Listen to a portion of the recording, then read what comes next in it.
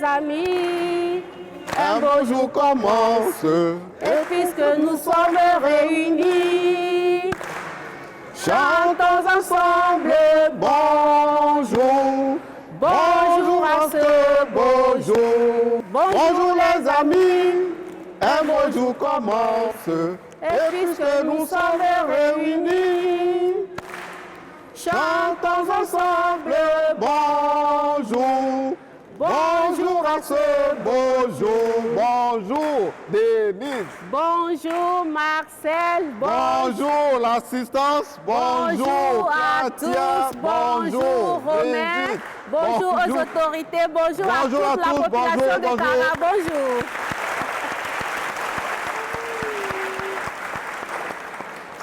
Alors, nous sommes ici à Kara dans le cadre de la célébration de la Semaine mondiale d'action pour l'éducation pour tous. Et puisque cette ville nous a accueillis par l'autorisation des autorités de la préfecture de la COSA, nous allons voir en image quelques atouts touristiques de cette préfecture.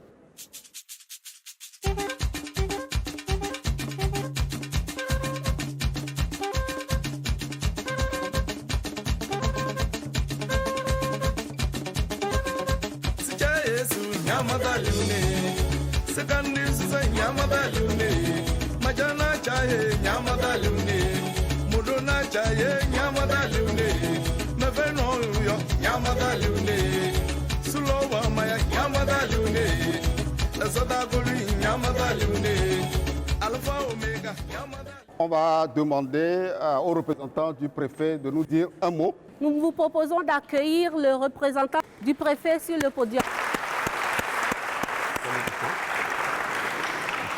Alors, merci beaucoup. Monsieur le préfet de la COSA, invité à cette cérémonie, empêché m'a fait l'insigne honneur de le représenter.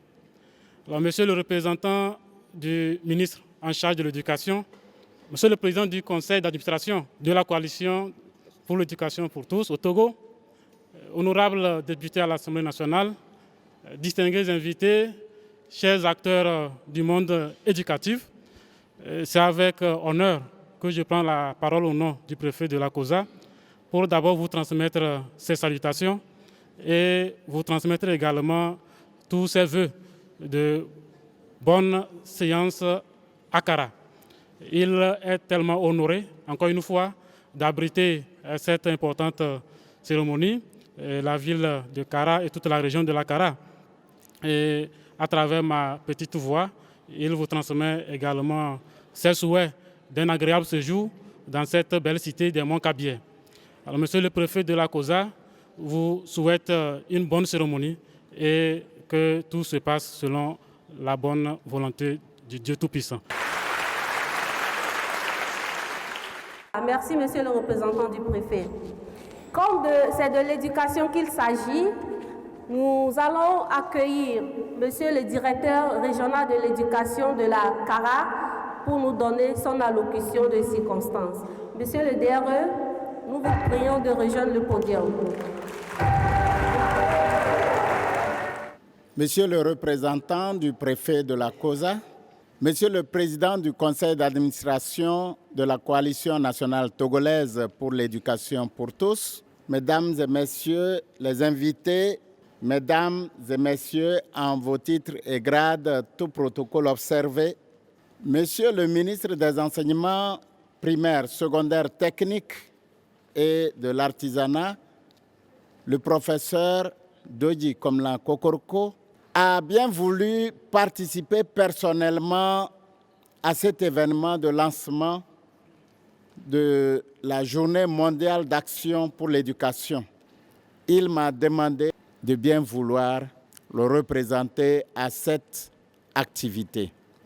C'est donc en son nom, en tant que ministre de tutelle, que je prends la parole pour vous délivrer le message qu'il m'a transmis pour nous tous. Le gouvernement togolais, dans ses efforts de promotion d'une école de qualité inclusive pour tous, a réservé une large part du budget de l'État au secteur de l'éducation pour permettre donc à celui-ci, à ce secteur, de réaliser à court ou à moyen terme les cibles, j'allais dire les 7 cibles de l'ODD 4, en s'appuyant sur les directives du plan sectoriel de l'éducation 2020-2030, en ce qui concerne la réalisation d'une éducation de qualité qui prend en compte les thématiques émergentes telles que l'inclusion, la lutte contre les violences, y compris celles basées sur le genre en milieu scolaire, l'éducation sexuelle complète, le genre transformateur, etc., etc. Mesdames et messieurs, la survenue de la pandémie à coronavirus a mis à nu l'état de vulnérabilité et la faible résilience de notre système éducatif face à des situations d'urgence. En effet, la période chaude de la pandémie à coronavirus et les nombreuses conséquences pour nos populations ont révélé l'inaptitude des systèmes éducatifs d'Afrique et d'ailleurs, dans notre système éducatif, à poursuivre l'éducation en situation d'urgence et la faible capacité des gouvernements à gérer et à protéger la vie et l'avenir des populations vulnérables, surtout celles de la jeune fille. Il s'avère donc urgent pour nous de trouver rapidement la solution à cette situation d'impréparation qui fragilise notre système éducatif lorsque surviennent les crises de toute nature.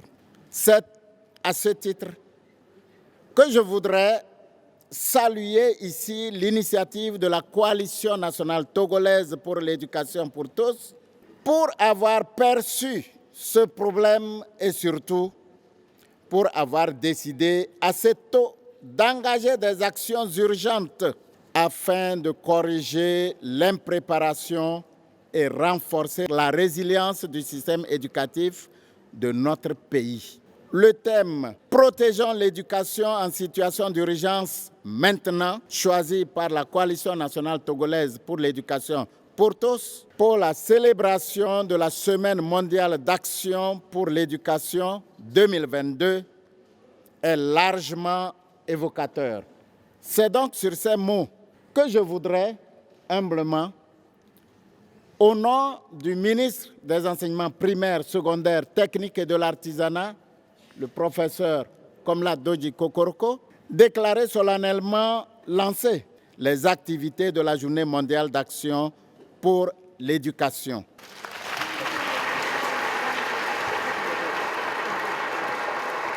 Il a dit « Le droit à l'éducation est un droit inaliénable ».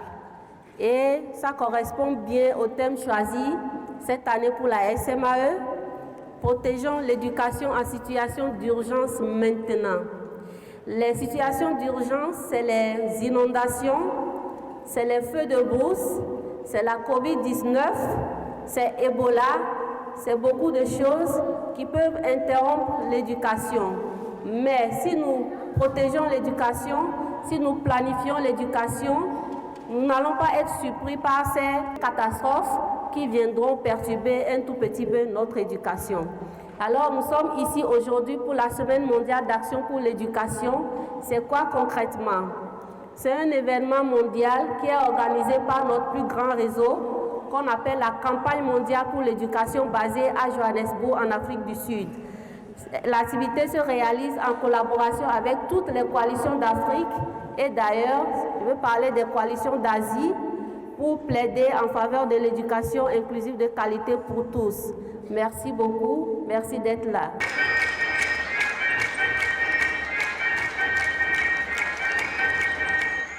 Nous voulons voir si nos élèves ont des yeux pour voir, des oreilles pour entendre.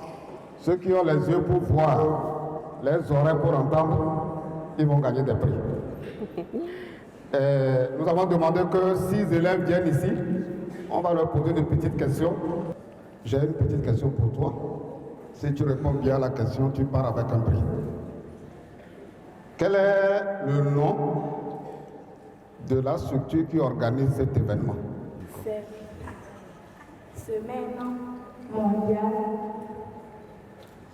mondiale d'action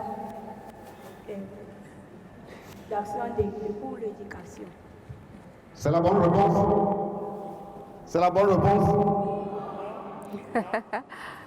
Ok. Les avis sont partagés. Les avis sont partagés. On va revenir à elle tout à l'heure. Alors, je vais voir. Est-ce que tu peux me dire ce qui est écrit au dos de ton t-shirt?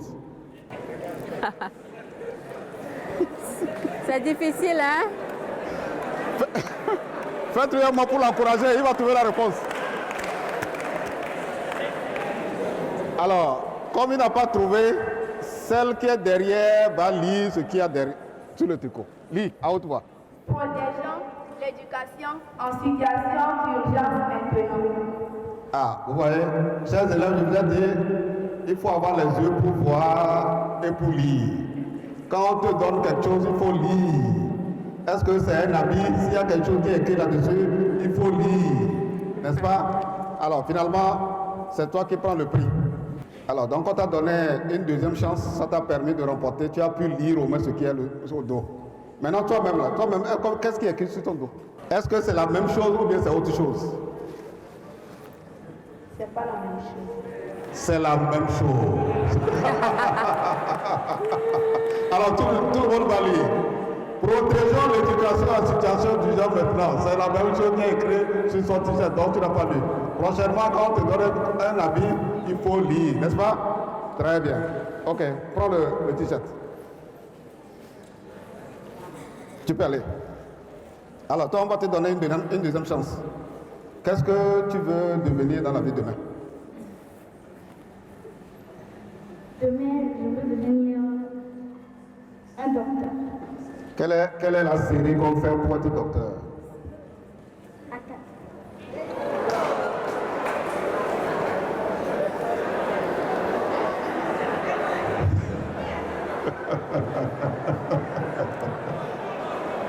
Non, en fait, sa réponse nous interpelle les parents, les inspecteurs, les conseillers pédagogiques, les enseignants et les spécialistes de l'orientation pour dire que les enfants, nos enfants, ont besoin d'informations sur l'orientation scolaire et professionnelle et ce défi doit être relevé.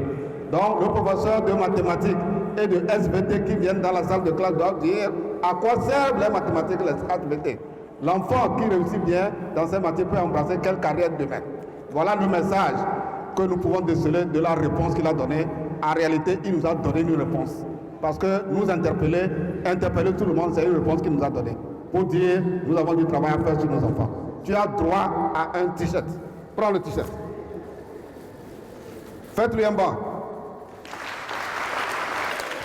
Continuez d'applaudir, continuez d'applaudir. Merci à tous.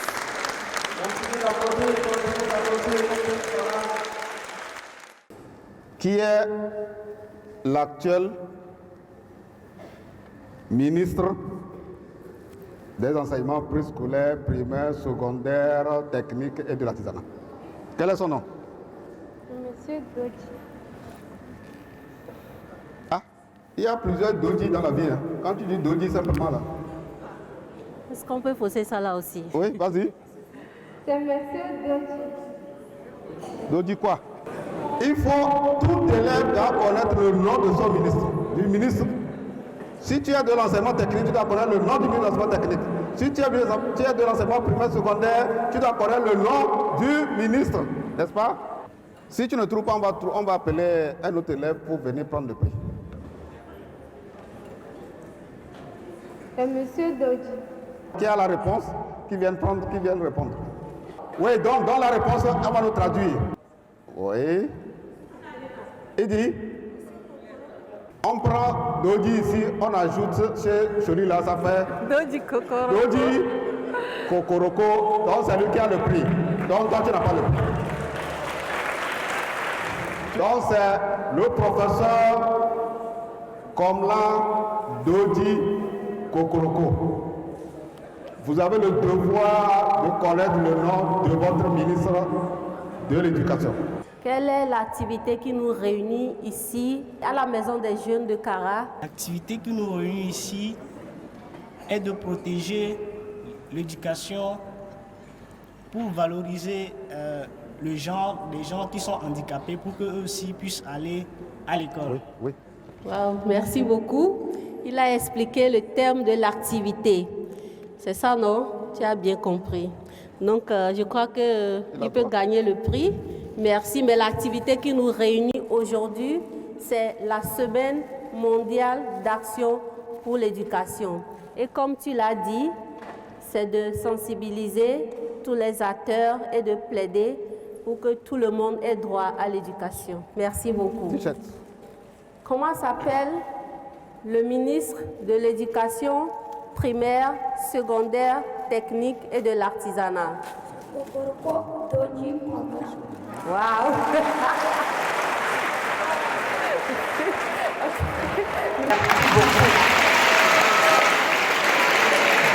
Nous allons demander au groupe folklorique de venir chauffer un peu le podium.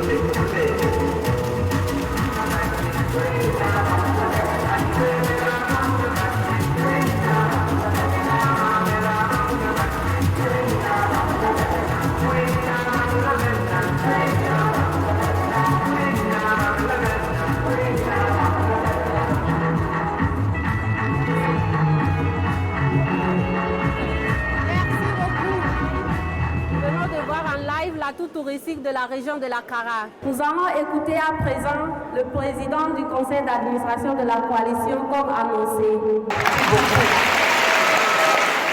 Je vais vous présenter d'abord celui qui est devant vous avant qu'il ne prenne la parole. Pour dire aux élèves, qu'ils soient handicapés ou non, que c'est le travail et l'effort qui payent dans la vie. Monsieur le proviseur a été professeur de philosophie, censeur et plus de 10 ans de carrière de proviseur avant d'être de prendre sa retraite. Vous comprenez que s'il n'avait pas fait des efforts, il n'avait pas compris que le handicap n'est pas une fatalité, il ne serait pas là-bas. Et à plus forte raison, ceux qui ont tous leurs membres qui font la paresse, je m'adresse aux élèves, qu'ils arrêtent et qu'ils comprennent qu'il faut travailler, il faut bosser, il faut s'inspirer des bons modèles. Monsieur le Président, vous avez la parole. Merci. J'ai le bonheur de prendre la parole pour vous remercier sincèrement d'avoir répondu massivement à notre invitation pour célébrer la 19e édition de la Semaine mondiale d'action pour l'éducation SMAE. Cet événement est célébré dans le monde entier par 49 coalitions nationales de l'Afrique francophone, de l'Afrique lusophone, anglophone et d'autres coalitions sœurs d'Asie, d'Amérique latine, d'Europe, que sais-je. Elle est célébrée justement pour deux objectifs. Le premier objectif est de sensibiliser les décideurs, les parents sur l'importance d'offrir à chaque personne une éducation accessible et de qualité pour tous. Et pour atteindre, ça c'est le premier objectif, pour atteindre cet objectif, nous avons vu que l'État togolais a commencé à faire des réalisations, la construction des écoles, la distribution des manuels scolaires et pédagogiques, que sais-je encore. Et dans cette perspective, eh bien, les parents ont l'obligation d'envoyer tous les enfants à l'école. Aucun enfant ne doit rester à la maison, quelle que soit la nature de l'enfant. Autrement dit, les filles, les enfants, garçons, qu'ils soient handicapés ou non, on doit les envoyer à l'école pour que cette frange sociale-là, importante, puisse jouir de leur droit à l'éducation. Le deuxième objectif, c'est d'offrir une opportunité annuelle et mondiale aux coalitions nationales, aux jeunes et aux moins jeunes, de faire entendre leur voix pour que les besoins éducatifs de chaque personne soient placés au cœur des préoccupations collectives et des pouvoirs publics. Autrement dit, eh bien, la célébration de la SMAE est pour la coalition l'occasion de rappeler aux autorités de l'éducation les besoins éducatifs des enfants en général et ceux des filles et des enfants handicapés en particulier. C'est sur ces mots que je souhaite à nous tous une bonne fête de la SMAE 2022. Je vous remercie.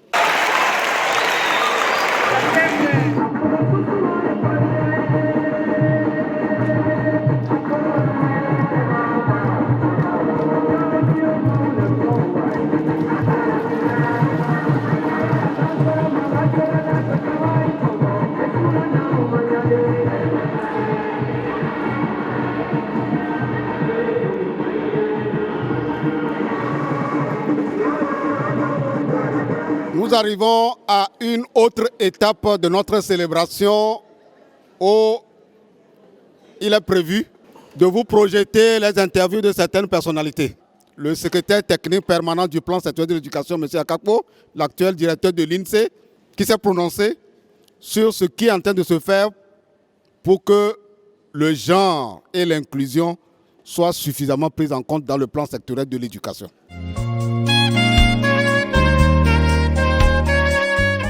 La question de l'inclusion, c'est-à-dire la prise en compte de toutes les diversités, faire en sorte que, quelle que soit l'origine sociale, le niveau de pauvreté ou de richesse, quels que soient les problèmes liés à des handicaps ou non, eh bien, chaque enfant togolais puisse avoir accès à l'éducation, puisse participer, puisse se former et réussir son projet éducatif.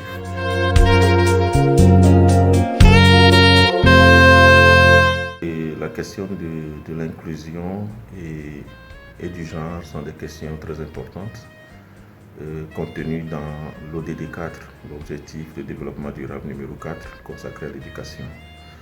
Et en procédant à la révision du plan sectoriel pour la période 2020-2030, l'un des objectifs était donc d'aligner le plan sectoriel sur l'ODD 4, donc en prenant en compte toutes les cibles de cet objectif de développement durable et donc en thématisant suffisamment la question du genre et la question de l'inclusion.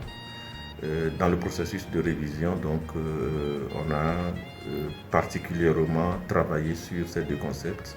Il y a eu des ateliers consacrés à l'analyse de la question du genre et à l'élaboration de recommandations et de stratégies pour la prise en compte du genre dans le plan sectoriel révisé. Et il en a été de même pour l'inclusion. Donc, il y a eu également des ateliers consacrés à la question de l'inclusion, l'analyse de la situation de l'inclusion dans l'enseignement au Togo. Les défis ont été identifiés, des stratégies ont été proposées avec des recommandations qui ont été par la suite prises en compte dans le nouveau plan sectoriel 2020-2030. Et pour toutes ces activités, il faut dire également que nous-mêmes qui sommes au STP, nous avons été préparés pour la prise en compte du genre et la prise en compte de l'inclusion dans la planification sectorielle. J'ai eu à participer à un atelier à Paris consacré à la question du genre dans les plans sectoriels, en prélude à la révision du plan sectoriel du Togo. Et certains de mes collègues également ont eu à prendre part à des ateliers préparatoires à la prise en compte de la question du genre ou de l'inclusion dans la planification sectorielle. Donc c'est pour vous dire que tout a été fait de sorte que ces deux concepts soient suffisamment pris en compte dans le plan sectoriel. Maintenant, ce que nous attendons, c'est qu'au niveau des régions, au niveau des inspections, eh bien, les stratégies qui ont été énoncées dans le plan sectoriel puissent être traduites en réalité. Traduites d'abord dans les plans régionaux de développement de l'éducation, ensuite traduites également dans les différentes actions qui seront menées dans les inspections au niveau de leur plan, les PTI, comme nous les appelons, donc le plan de travail de l'inspection. Et à ce niveau, il y a un défi important à relever, c'est la question du suivi. Donc, il nous faut en principe de temps en temps descendre vers les régions pour voir comment les directeurs régionaux travaillent sur ces sujets, aller vers les chefs d'inspection pour voir comment ils prennent en compte les stratégies qui sont proposées dans le plan sectoriel pour les traduire en réalité sur le terrain en ce qui concerne donc le genre, c'est-à-dire la lutte contre les disparités ou les discriminations liées à l'accès, à la participation, à la réussite du garçon et de la fille dans l'école togolaise. Une autre dame qui gère toutes les coalitions, elle s'appelle Madame Akpo Solange. Elle aussi a dit ce que chacun doit faire pour que les filles ne soient pas négligées, les enfants handicapés ne soient pas négligés, aucune personne ne soit négligée quand il s'agit de l'accès à l'éducation.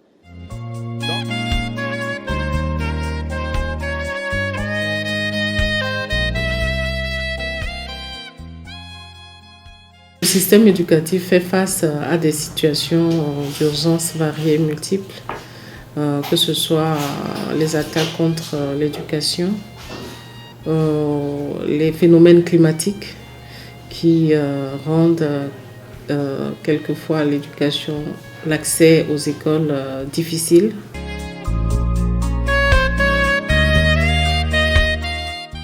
Dans ces urgences-là, les filles sont généralement les plus touchées parce qu'on assiste à des phénomènes de discrimination multiples et qui se combinent, que ce soit leur vulnérabilité face aux violences de genre en milieu scolaire, ou les obstacles auxquels les filles font face pour pouvoir rester dans le système scolaire, réussir, transiter du primaire au secondaire et achever leur cursus scolaire. Parlant de la pandémie de Covid par exemple, on a vu que lorsque les écoles ont réouvert, plusieurs filles n'ont pas pu retourner à l'école.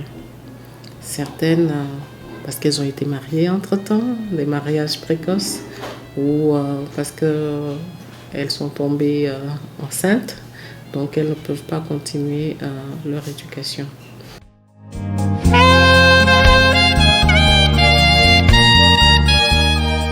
Ces facteurs appellent à la prise en compte dans les systèmes éducatifs du genre, pour que les besoins des filles et des garçons puissent être pris en compte de façon spécifique. Cela nécessite déjà qu'au moment de la planification sectorielle, qu'on ait fait une analyse sensible au genre et à l'inclusion.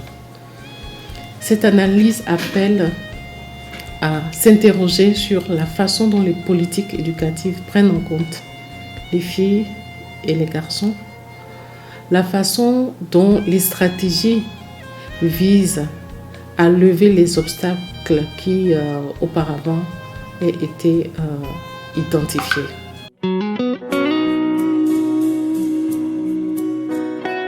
Pour nous, organisation de la société civile, il ne suffit pas d'avoir un beau plan sectoriel de l'éducation, de bonnes stratégies, Encore faut-il aller sur le terrain pour voir si cette planification et ces budgets ont été effectivement mis en œuvre pour les besoins pour lesquels ils ont été identifiés et votés. Donc cela nécessite un suivi aussi, avec toujours cette perspective genre et inclusion sur le terrain.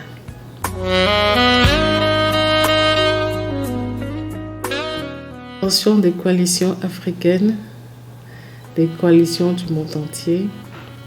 Je voudrais d'abord les féliciter pour le travail formidable qu'elles font sur le terrain pour représenter la voix de ceux qui ne sont pas invités autour de la table, parce que c'est aussi ça. Les coalitions représentent les populations bénéficiaires. Et je veux les encourager à redoubler d'efforts, parce que nous sommes en 2022. 2030 n'est pas très loin. Au niveau de l'Afrique, on a une stratégie continentale qui est de 2016-2025. Donc, bientôt, il va falloir qu'on rende compte de tout ce que nous avons fait pour contribuer justement à une éducation inclusive et équitable de qualité pour tous en Afrique. On ne peut pas arrêter d'alerter sur toutes les situations qui nécessitent que nos autorités éducatives prennent des décisions ou donnent des orientations concrètes pour que tous les enfants africains, tous les jeunes et les adultes aussi, il faut le dire, parce que l'agenda est holistique, puissent avoir accès à une éducation de qualité. Je vous souhaite d'heureuses célébrations.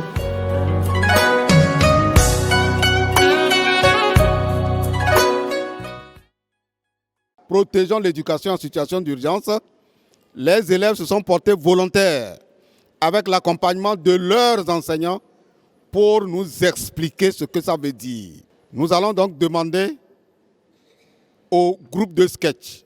Le premier groupe, c'est les enfants du préscolaire. Ceux qui disent que les enfants qui vont au préscolaire, c'est pour s'amuser. Ces enfants vont vous démontrer tout à l'heure qu'il y a apprentissage dans amusement au préscolaire. Et ça les prépare à bien réussir le primaire, le secondaire 1, le secondaire 2, l'université, l'enseignement technique. En tout cas, tous les niveaux supérieurs, la base, c'est le préscolaire. Et à l'avance, nous disons félicitations aux tatas et aux tontons, parce qu'aujourd'hui, il y a les hommes aussi qui encadrent les enfants, et bien pour tout l'encadrement qu'ils donnent à ces enfants. On vous attend sur le podium.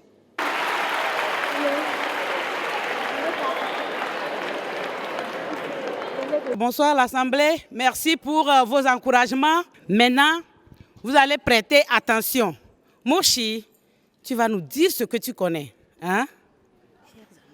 Chers amis, beaucoup de problèmes peuvent arrêter notre éducation et nos apprentissages. Ou bien... Merci de nous applaudir. Les inondations peuvent détruire les écoles et bloquer nos apprentissages. Merci beaucoup. Il y a aussi les feux de bourse qui peuvent brûler les maisons et les écoles. On va vingt-quatre où? Oh, chers parents. J'espère que vous avez la chef pour les enfants demandent où ils peuvent fréquenter si les feux de brousse brûlent nos maisons et nos écoles. Vrai ou faux? Non. Les crises politiques et les guerres peuvent arrêter nos études. Les crises politiques et les guerres peuvent arrêter nos études. Vrai ou faux? Ceux qui regardent les médias, la télé, savent ce qui se passe en Ukraine. Il n'y a pas de commentaire à faire. La guerre en Ukraine, par exemple, les écoles sont fermées là-bas.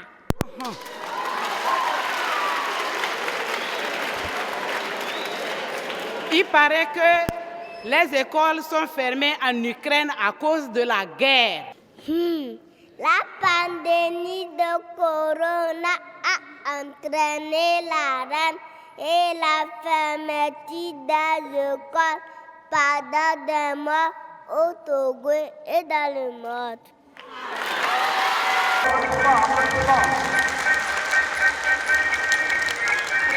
L'enfant vous a prouvé ce pourquoi nous sommes ici en Cachiné. N'oublions pas que les grèves des syndicats, des enseignants entraînaient l'arrêt des cours. Oh Dieu, sauve-nous, le monde va mal. Oh Dieu, sauve-nous, le monde va mal. La grève des syndicats des enseignants a entraîné l'arrêt des cours, la perturbation des cours. Chers amis, tenons-nous par la main et disons halte à toutes ces situations qui peuvent bloquer notre éducation. Tenons-nous maintenant par la main. On doit se tenir par la main pour dire halte à toutes ces situations qui peuvent bloquer notre éducation. Maintenant, on va se tenir par la main et puis dire halte, n'est-ce pas? On se tient par la main et on se salue, n'est-ce pas? On se baisse et puis on se lève et on salue l'assistance.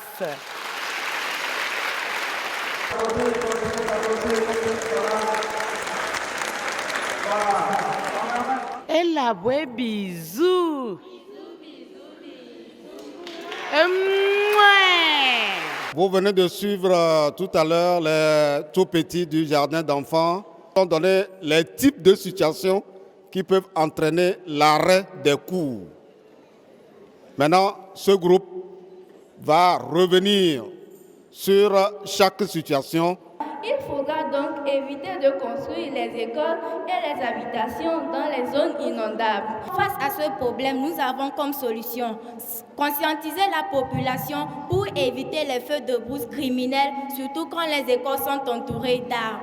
Il faudra en toute situation de désaccord faire du dialogue la meilleure voie pour que les acteurs politiques s'entendent sur le minimum ou l'essentiel pour éviter des crises et préserver la paix, condition sans laquelle l'école ne pourra pas fonctionner.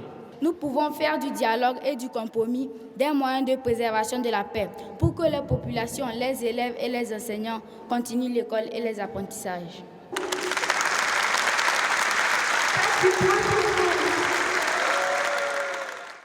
Les pandémies, à l'instar de la COVID-19, ont entraîné l'arrêt des cours pendant des mois au Togo et dans le monde. Comme solution, respecter l'hygiène des mains dans les lieux d'école, dans les lieux d'habitation et dans les lieux publics. Cultiver le lavage des mains en toute situation. Réduire les accolades si possible.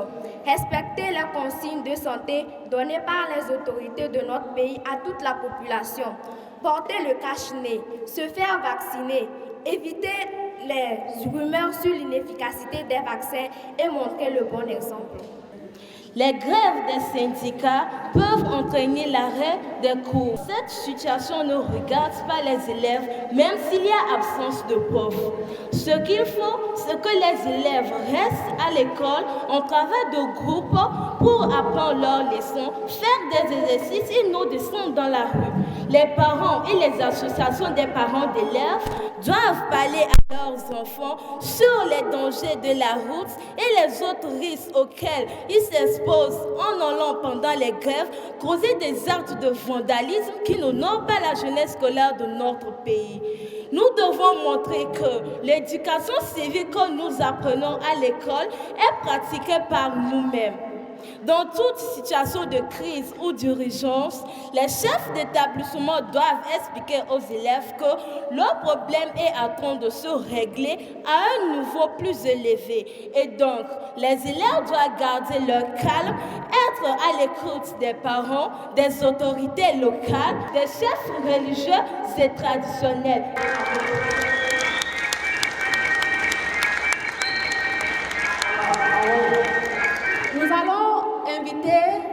groupe Fokori qui est prêt déjà à venir sur le podium pour sa prestation.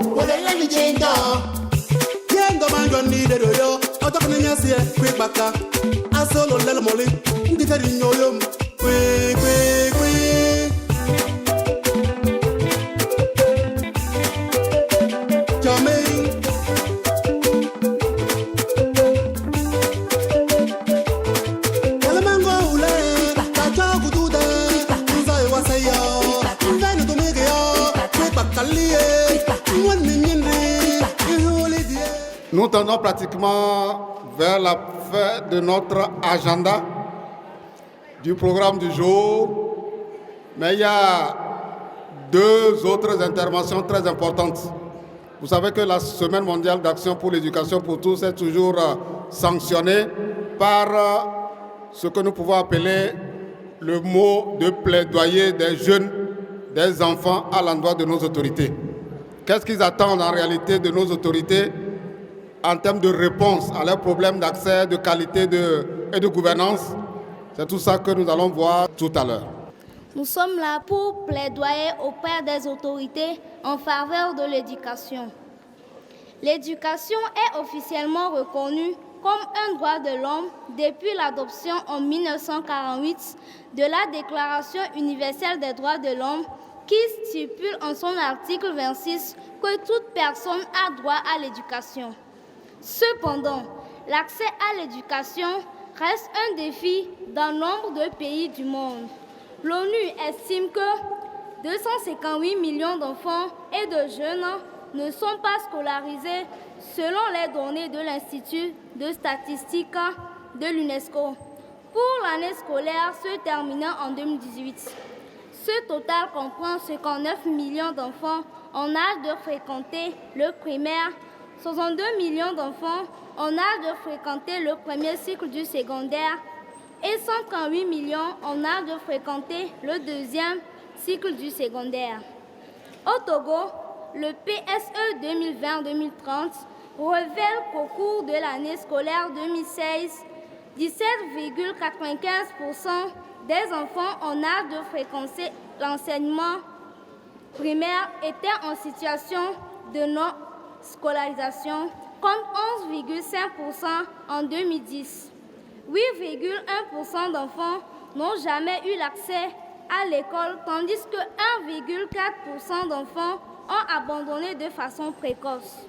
La proportion des jeunes en âge de fréquenter le secondaire de 12 à 18 ans en dehors du système scolaire est estimée à 16,4%. 4,3% n'ont jamais été scolarisés et 12,1% ont fréquenté l'école mais l'ont abandonné de façon précoce. Au total, on peut estimer à 320 156 le nombre d'enfants en âge de fréquenter l'école primaire et secondaire qui étaient en dehors de l'école au moment de l'enquête MICS 6 2017. Le PSE 2020-2030 révèle également des disparités liées au sexe alors que les chances d'accès à l'enseignement primaire sont quasiment identiques pour les filles, 95,2%, et pour les garçons, 97,3%. Les écarts se creusent au fil du parcours scolaire. Les chances d'achever le primaire sont évaluées à 79,6% pour les filles contre 88,8% pour les garçons, soit une différence de 9,8 points de pourcentage. L'écart continue de se creuser à l'entrée au collège avec un écart de 13,4 points de pourcentage entre les filles et les garçons. Ces disparités continuent à se creuser encore un peu plus dans la mesure où les chances d'achèvement de ce même cycle sont estimées à 42,1% pour les filles contre 61,2% pour les garçons, soit un écart de près de 20 points de pourcentage. Dans ce second cycle du secondaire, les chances d'accès au lycée sont 2 fois moindres pour les filles, 26,7% que pour les garçons 52,1% et celle de l'achevé encore un peu plus élevée. Les objectifs de développement durable, notamment l'ODD 4, demandent au pays d'assurer l'accès de tous à une éducation de qualité sur un même pied d'égalité et promouvoir des possibilités d'apprentissage tout au long de la vie.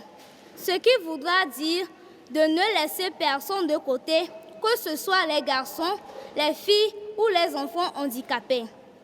Nous reconnaissons que notre pays, le Togo, fait des efforts pour construire des salles de classe, former les enseignants et les rémunérer, protéger les enfants et les jeunes contre les violences éducatives, offrir des centres de formation professionnelle adaptés aux besoins du PND, accompagner les jeunes dans les entrepreneuriats. Cependant, beaucoup reste à faire.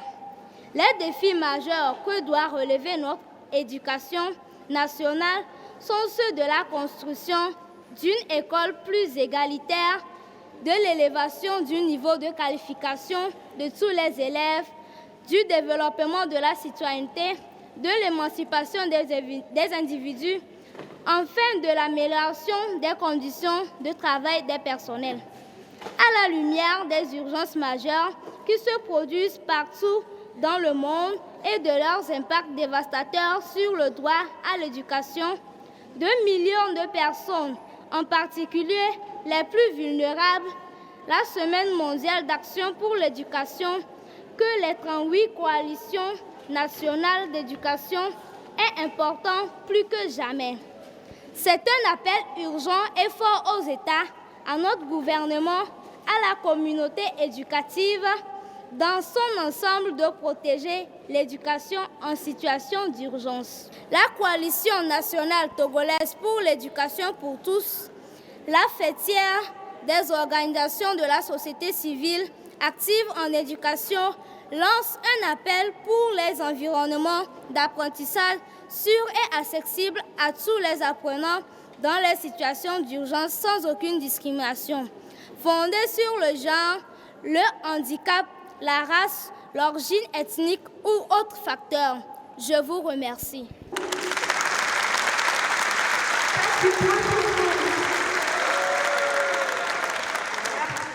Nous allons procéder solennellement à la remise du document de plaidoyer à Monsieur le directeur régional de l'éducation. On l'acclame. Merci bien. Félicitations à vous, chers élèves. Le message a été assez clair. Les défis que vous venez d'énoncer sont réels et c'est des défis connus de tous les Togolais.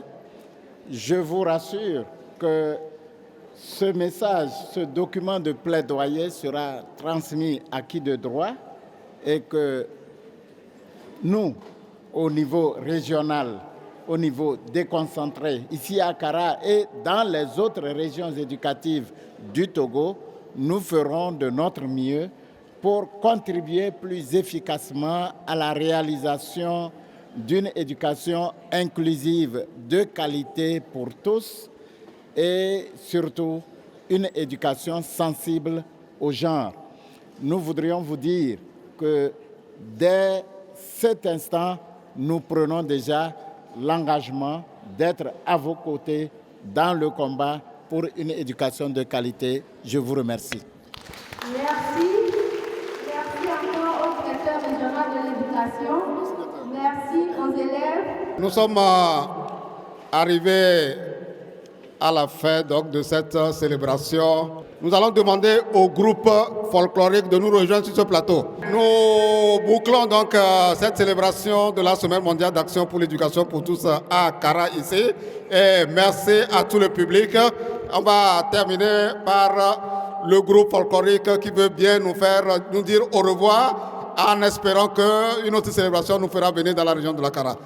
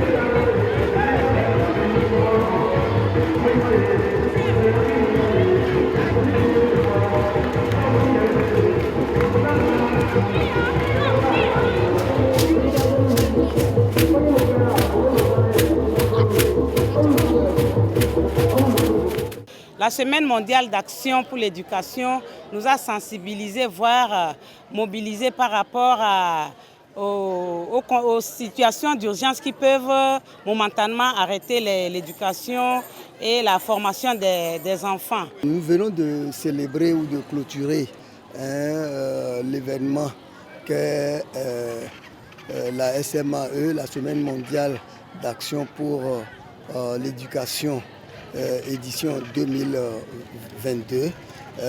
Nous disons, le premier objectif, c'est de rappeler aux autorités de l'éducation les besoins éducatifs des enfants ou des apprenants en général et ceux des filles et des enfants handicapés en particulier. Deuxième objectif, nous avons identifié un certain nombre de difficultés que rencontre notre système éducatif et surtout l'impact de la Covid-19 sur le système éducatif. Qu'est-ce que l'État a pu faire et qu'est-ce qu'il reste encore à faire? Parce que malgré les efforts de l'État soutenus par les acteurs associatifs et financiers, techniques et financiers, eh bien, beaucoup reste à faire. C'est ce qui renforce la coalition dans sa ferme conviction de renforcer enfin, le plaidoyer. Le plaidoyer des enfants où ils identifient comme éléments perturbateurs les grèves récurrentes des enseignants et notamment celles que nous avons connues cette année.